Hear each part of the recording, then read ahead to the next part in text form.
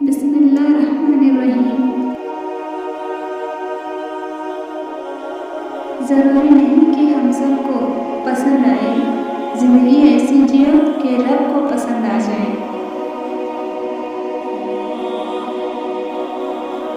غصہ اور طوفان دونوں ایک جیسے ہی ہیں۔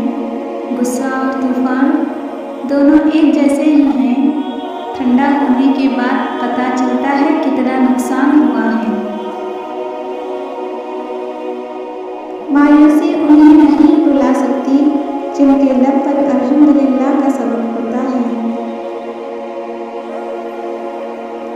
مہکتے پھول کی طرح یا رب ہمارے ایمان کو بھی تر و تازہ رکھنا، آمین یا رب العالمین۔ اچھے کے ساتھ اچھے رہو لیکن برے کے لیے برا مت بنو، کیونکہ تم پانی سے خون صاف کر سکتے ہو پر خون سے خون نہیں۔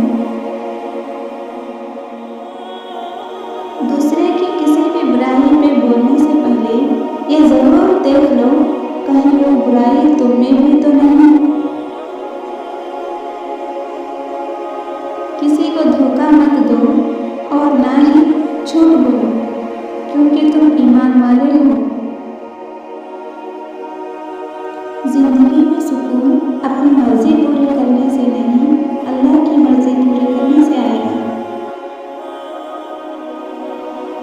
جب یقین کی ڈور اللہ پر چھوڑ دی جائے تو اللہ ہمیں کبھی رسوا نہیں کرتا۔ زبر نہ بن، زیر بن، کل کو تجھے پیش بھی ہونا ہے۔ بہترین انسان وہ ہے کہ جب اس کی تعریف کی جائے تو وہ شرمندہ ہو، اور جب اس کی برائیاں کی جائے تو وہ خاموش رہے۔ اگر کسی میں کوئی کمی دکھائی دے تو اسے بات کریں، اگر ہر کسی میں کمی دکھائی دے تو خود سے بات کریں۔ لہٰذا اپنوں سے کبھی ایسی بحث نہ کرنا کہ بحث تو جیت جاؤ پر اپنوں کو ہار جاؤ۔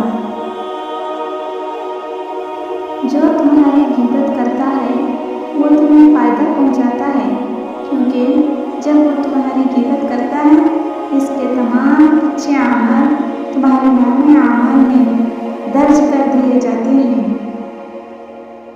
غیبت سے بچو، کیونکہ یہ نیکیوں کو اس طرح جلاتی ہے جس طرح آگ لکڑی کو۔ زندگی کی ہر موڑ پر صلح کرنا سیکھو، کیونکہ جھکتا وہ جس میں جان ہوتی ہے، ورنہ اکڑنا تو مردوں کی پہچان ہوتی ہے۔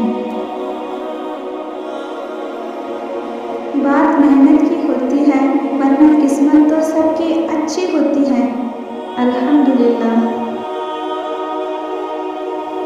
جہاں احساس کی قدر نہ ہو وہاں الفاظ بھی کچھ کام نہیں آتے۔ تکبر سے اپنا سر بلند نہ کرو، جیتنے والا بھی اپنا گولڈ میڈل سر جھکا کر حاصل کرتا ہے۔ موت آنے سے انسان ضرور مر جاتا ہے، مگر اچھے کردار اور اچھے اخلاق والے ہمیشہ زندہ رہتے ہیں، دلوں میں بھی، لفظوں میں بھی اور دعاؤں میں بھی۔ خلوص اور اچھائی صرف الفاظ میں نہیں